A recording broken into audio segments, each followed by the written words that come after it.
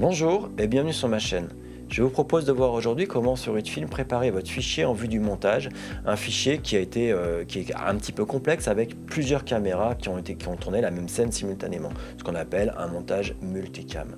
Ça peut être assez rapidement des montages qui peuvent être assez techniques parce qu'il y a beaucoup d'informations, beaucoup de clips à superposer, on peut un peu se mélanger les pinceaux.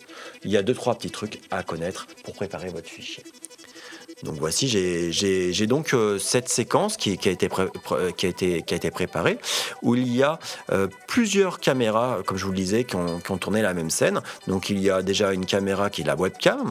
Ensuite, dessous, j'ai une caméra qui est le téléphone, dont j'ai utilisé aussi la caméra du téléphone, la caméra de selfie du téléphone. Donc la qualité est vraiment très médiocre, mais c'était pas grave, c'était pour l'exercice. Enfin, j'ai la caméra principale qui est celle avec laquelle vous me regardez actuellement. Et ensuite j'ai aussi le logiciel OBS qui tournait de manière à pouvoir avoir une capture d'écran pour du streaming ou autre d'ailleurs.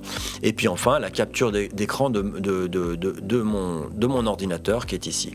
Donc la première particularité, ce qu'on va voir sur UtFilm, c'est que chacun de ces clips ont des tailles, on voit bien vraiment différentes. Ici 4096 par 2304 pixels, 1920 par 1080, là on est donc ça c'est du Full HD, là on est en 4K, là on a encore un format complètement, un format 4 tiers qui est 2560 pixels par 1440, et enfin là on a carrément du HD 1280 par 720 pixels. Donc on a vraiment des formats qui sont très différents, et il faut savoir que sur UtFilm avec la version gratuite, on est limité à un format en Full HD qui est déjà pas mal.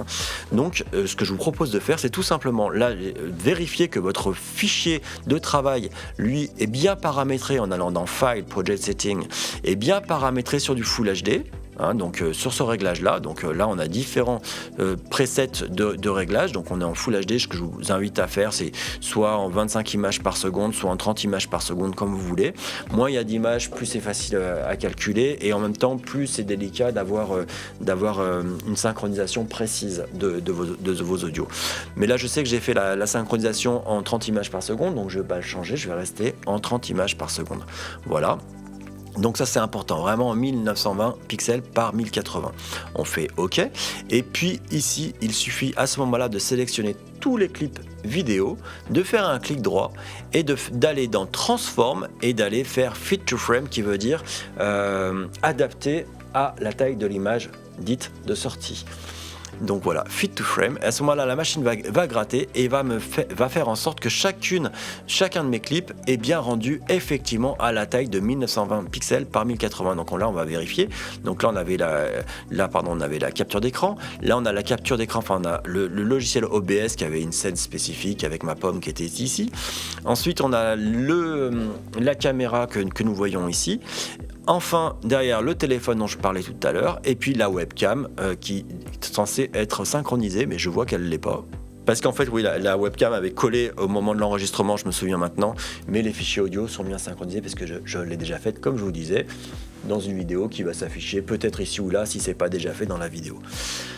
Voilà, ça c'est la première étape. La deuxième chose qui est importante à faire avant de partir vraiment dans le montage lui-même, c'est de repérer mes clips vidéo. Parce que quand on va rentrer, quand on va commencer à faire des coupures, il faut pouvoir s'y retrouver. Là, le truc, c'est qu'ils ont tous la même couleur. Ce que je vous invite à faire, c'est de changer la couleur de vos clips de manière à savoir qu'il y a une couleur sur la webcam, une couleur sur le téléphone, une couleur sur la caméra principale, etc. Pour ça, c'est assez facile. On sélectionne un clip, on fait un clic droit et on va tout en haut dans label, étiquette, et on lui donne des couleurs. Donc là, au bol, chacune une couleur différente. Donc là j'ai mis tomato, là je vais mettre dark kaki, là je vais mettre je suis comme un fou avec le safran. L'OBS, je vais le mettre, alors moi je vais comme ça, avec le saphir bleu, et enfin la dernière, je pourrais laisser la couleur, mais comme je trouve vraiment sympa, je vais mettre opéra mauve, et voilà.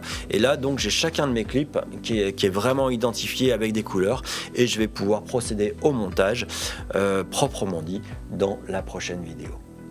J'espère que ce contenu vous a intéressé. Si c'est le cas, n'hésitez pas à mettre un pouce bleu pour dire à l'algorithme de YouTube que ce contenu vous intéresse. Posez vos questions dans les commentaires, j'y répondrai avec plaisir. Et moi, je vous dis à bientôt pour une prochaine vidéo. Merci, au revoir.